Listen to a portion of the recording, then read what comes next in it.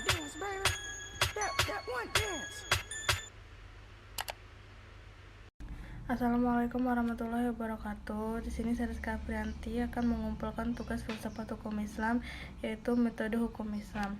Ada objek sumber hukum Islam. Hukum dan konsep usul fikih dibagi menjadi dua macam, yaitu takfili hukum dan qadhi. Secara terminologi, hukum adalah kitab Allah yang berhubungan dengan perbuatan mukallaf yang dalam bentuk akidah, at-tahiyah, dan al-wad'i, yang bermaksud dalam kitab Allah firman Allah yang berupa perintah-perintah dan larangan-larangannya. Lalu ada beberapa hukum taklil, yaitu ijab. Ijab yaitu firman yang menuntut suatu perbuatan tuntunan yang pasti. Naaf yaitu firman yang menuntut suatu perbuatan dengan tuntutan yang tidak pasti. Menurut ulama Hanafiyah, suatu pemerintah disadarkan pada dalil yang seperti Al-Quran dan hadis mutawir. Perintah ini disebut dengan perintah fardu.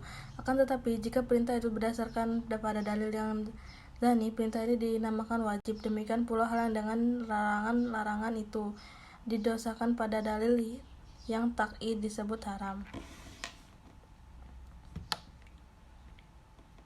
Hukum wad'i dalam ialah firman Allah yang menjadikan suatu sebagai sebab adanya yang lain, mushaf atau sebagai syarat lain, masyrub atau sebagai penghalang nani. Hukum wad'i dibagi tiga, yaitu sebab, syarat, dan mani. Sebagai sebab adanya yang lain, mushaf atau sebagai syarat lain, masyrub atau sebagai penghalang nani.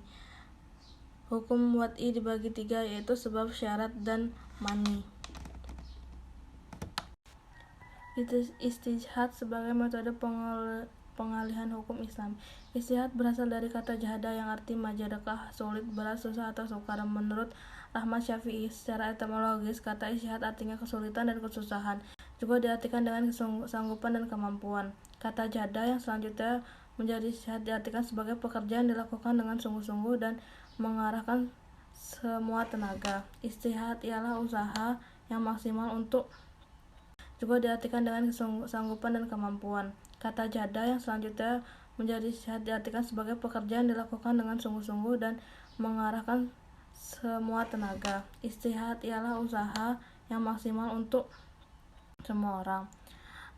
Adhud Wahab Halak mendefinisikan ijtihad menurut ulama usul, yaitu mengarahkan daya dan kemampuan untuk menghasilkan hukum syara dan dalil-dalil syara yang terperinci. Dari semua definisi tentang ijtihad tersebut, mungkin itu saja yang dapat saya sampaikan. Jika ada salah-salah kata, saya mohon maaf. Pada Allah semua ampun. Wabillahi taufiq wal hidayah. Wassalamualaikum warahmatullahi wabarakatuh.